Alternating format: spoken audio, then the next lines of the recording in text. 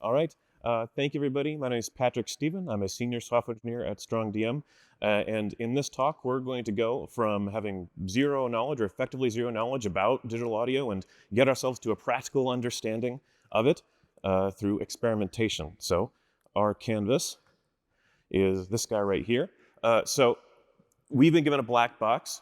This black box will give us an io.Writer. Whatever we send to it, it's going to go to these speakers. So if we send it the byte 20, we'll definitely start producing something valuable. Something's going to come out, right? Maybe not. Looks like it's not doing anything. Well, okay, let's try something else. What if we send 100,000 byte 20s? What's it gonna do then? Maybe let's see what goes on now. Oh, okay. It's a little quiet. What if we send a different value? What if we send 50?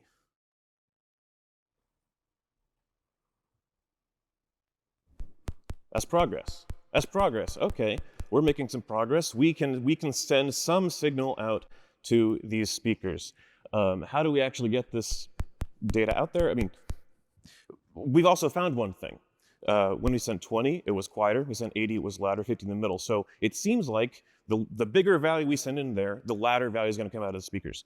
Let's do another test to verify this. So we're not just going to write one value. We're not just going to write that value over 100,000 times. We're going to write incrementing values, and we're going to hope that demonstrates exactly what we're trying to demonstrate, that it's going to increase over time. And we're also going to get a visualizer of exactly what we're doing. And this appears to be working correctly. We are getting increased volume over time as we send in higher values. I don't like that it gets cut off, so why don't we keep writing it forever? And once we've done that, we also now have a value here. Well, we're out of things to try, so why don't we try modifying this value and just see what happens.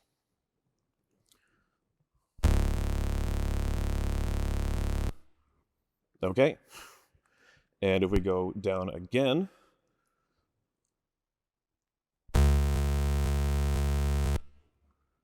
we've discovered pitch is what we discovered.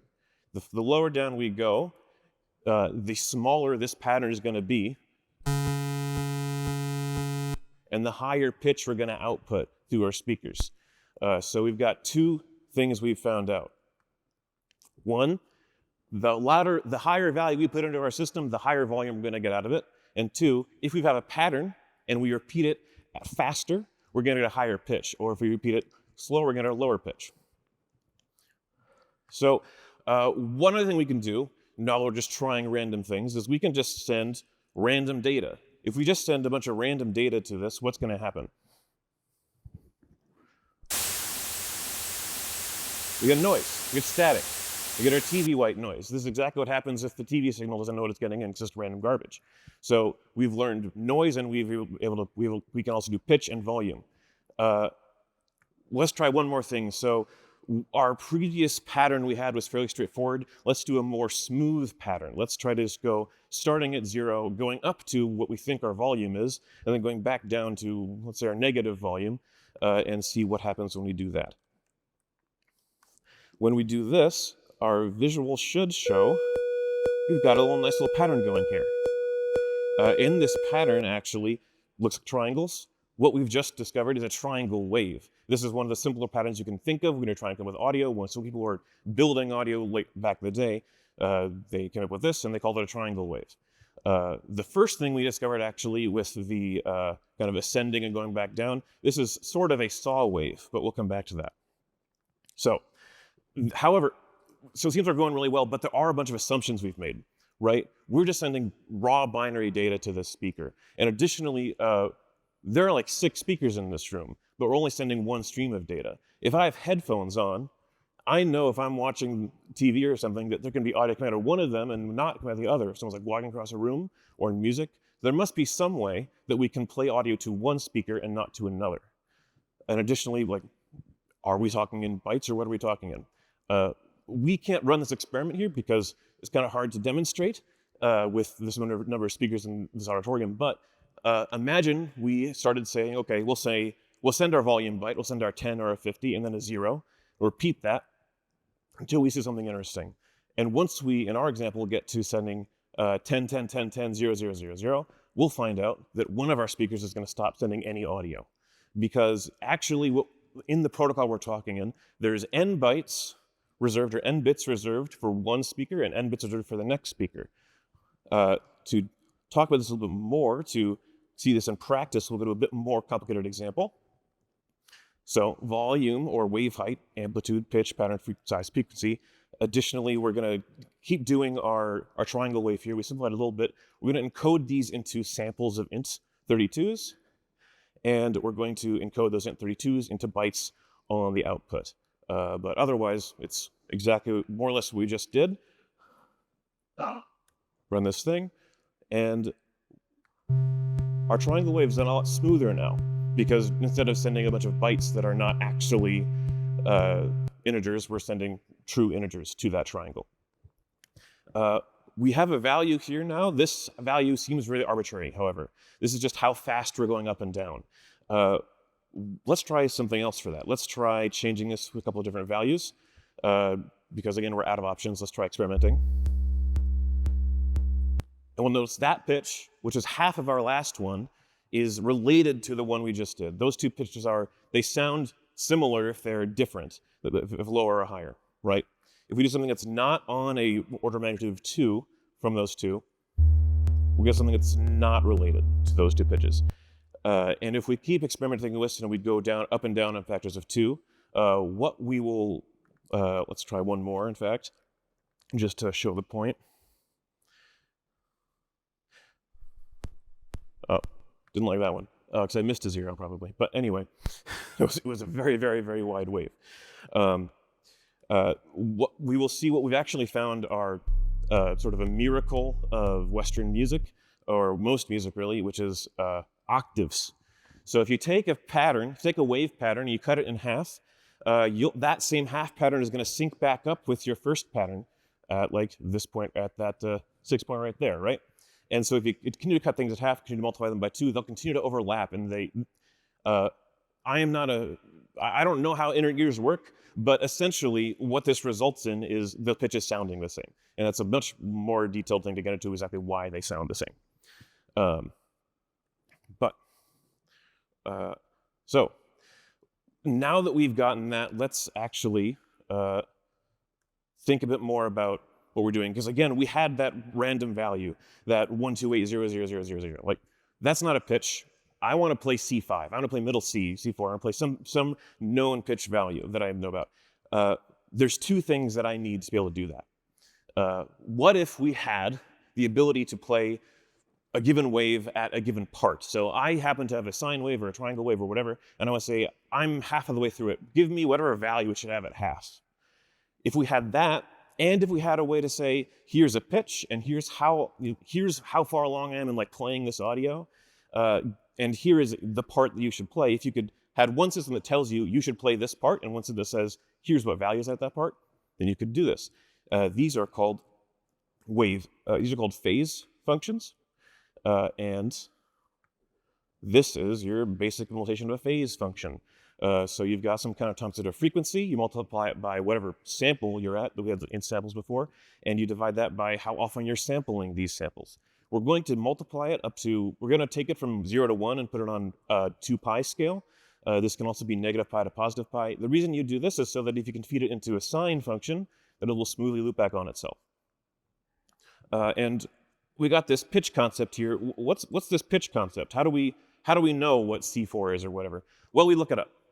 We go to Wikipedia and go ask, what's A4? And they'll tell us, hey, in Western music, A4 usually is 440. And in fact, if we look here, we can confirm our hypothesis that 1 octave up from A4, A5 is double that frequency. So we've got the concept of pitches. We can take a pitch and we can determine exactly what we should be doing for a given function. And let's just pass into sine for right now and go with that.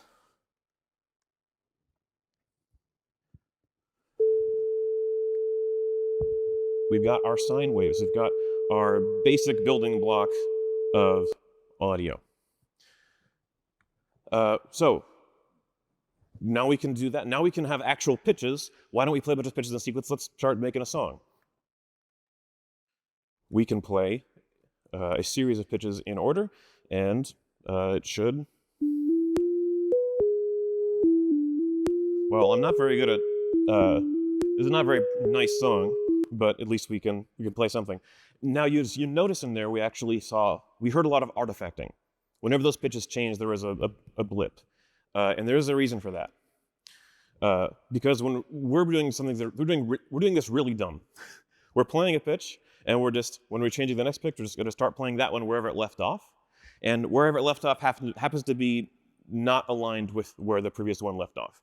When this happens, you're going to get an audio artifact, and solving it is pretty tricky. I mean, you have to build a more complicated system, or do like fade in and fade out, or pre-record all your stuff ahead of time to make sure everything's aligned. With dynamic systems, this is a bit tricky. So, what have we actually come up with? We have waves that are playing at a certain number of bits. We have channels over those bits. So we have a sample for channel 1, sample for channel 2 over 32 bits, and we have a certain rate at which we're sampling them. All of this is called pulse code modulation, or PCM. And while not exactly true, effectively, PCM is the de facto standard for how you're going to do audio in any digital space. In our code, the way that's reflected is in this right here. So this default format just says our sample rate is 44.1K, which is exactly again all your standard CDs. It's an industry standard. We got 2 channels, we got 2 speakers we're writing to, and we're going to write 32 bits per sample. So we're going to pull this many samples every single second. This is rated in hertz. And so how much data is actually going into this thing we're writing to is calculatable just by that.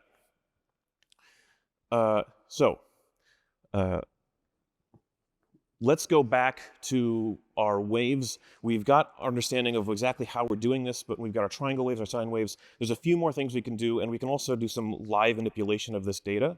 So this pitch reader concept is just a structure that will just do exactly what we just did. It's going to encode all the integers substantive into bytes. So as long as we can define a function that's going to give us an integer back, and we'll scale it to a given volume, then we can dynamically change whatever pitch we're writing to, and dynamically change whatever wave function we're writing to obtain those types of waves.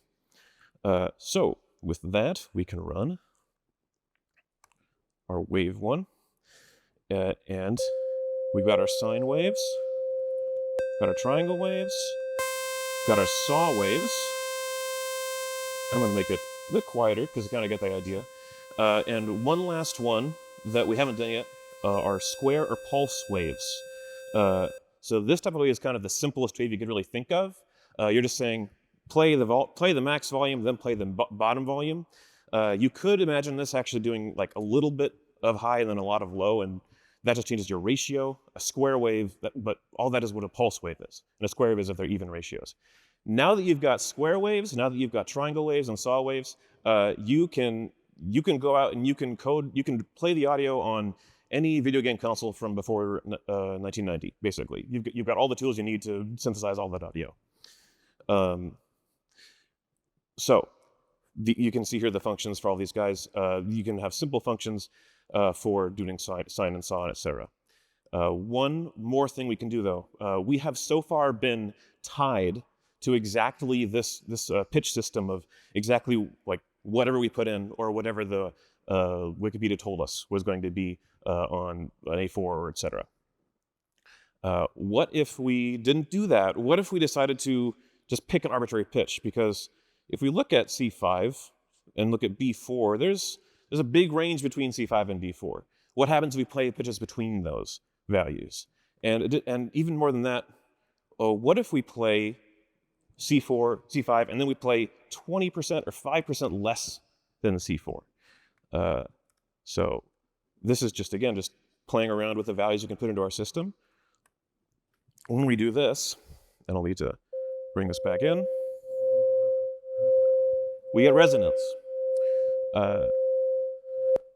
And we can do this a bit differently. We can try 1 and we can try 0.2 as well. We'll have different quantities there. Resonance goes faster. And with 0.2,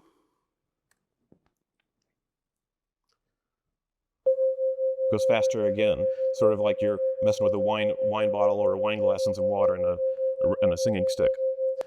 What's actually happening here is you've got two waves that are very close to each other in frequency, and so a lot of the time they exactly overlap, and then they will fall out of phase and they'll exactly unoverlap, and so they'll null each other out, and then they'll go back to overlapping, and that's what gets you that fading in and out of the volume.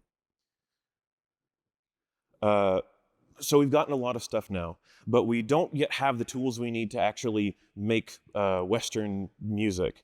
One key thing that's missing is the ability to play multiple pitches at the same time. So let's do that. Take our same pitch reader and we'll just play all 3 of these pitches at once and we'll see what happens.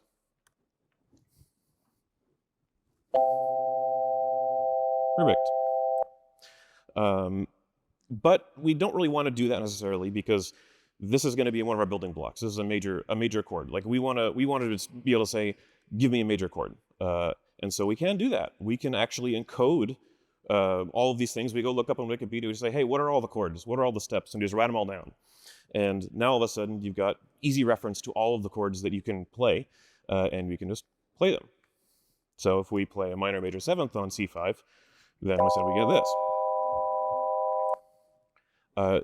This is built on the fact that we've got these steps, which are just fancy ways of having numbers.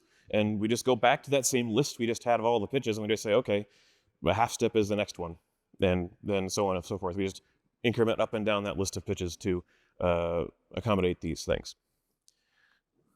One more thing we can do is we can refer to keys.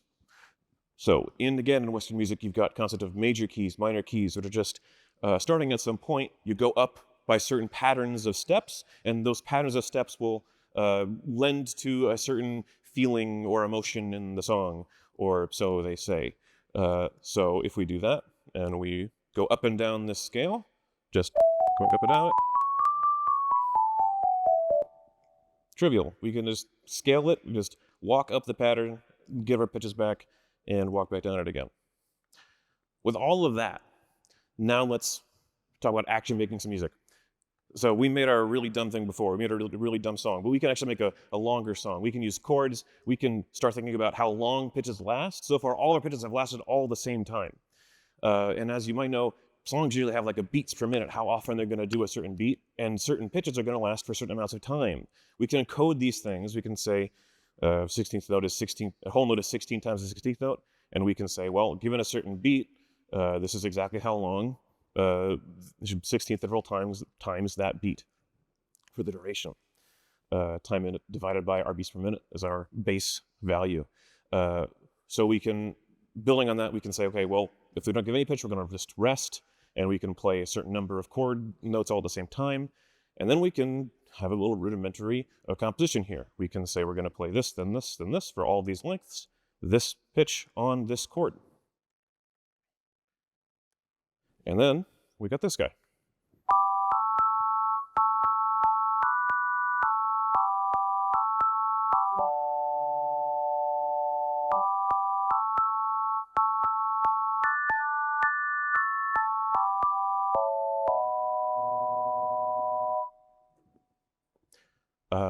We did make some assumptions in doing that. For example, we assumed that all of those noises are going to be playing for the exact same length of time, and exactly depending on what audio interface we're talking to, just spinning all these up and sleeping might be a little bit racy, but happens to work for what we're doing right here. So that's how you can do music, I mean, with just some very rudimentary Go tooling. Some things to note, if you're going to do this yourself, a lot of things that, there's a lot of complexity involved here that is not as interesting and takes a lot longer to explain. If you're going to start messing with this, plug in your headphones and then take them off and put them on your desk, because there's a very good chance you're going to start playing some audio that's going to be very painful if it's going to play straight into your ears if you're doing the wrong thing. And caveat on all of this is, I am not paid to work with audio. I'm not a degree holder in audio or any related subjects. I've done music before, but there's a very good chance that I'm saying the wrong word for something. If you're going, you should definitely validate anything that I'm saying before you take it and somehow put this into a critical production environment. See, also, all of this code is up on 200SC DAW, Digital Audio Workstation, and also everything I'm talking about is Western composition. There's a lot of stuff that goes with this just non-Western that does different things. I'm going to go back and I'm going to talk about one thing that's a bit interesting while we've got the time. You may have noticed that when we were playing these pitches, they were actually playing and then repeating back on each other, and that was because this, we're going back to, for example, one of these that plays for this buffer length format. This buffer length is actually encoded deeper below what we're talking about. This is encoded within the operating system, and we are actually going to, well, a layer above the operating system. What we're writing to is not a continuous stream because we can't hold all your data in memory all at once. We are holding a few seconds of data in memory all at once, maybe, and then we cycle through, and that's what's causing those values to repeat. Which is, again, to say, if you go look at this library, there's a whole lot more complexity here that is very fun to go poke around with. So with that, thank you.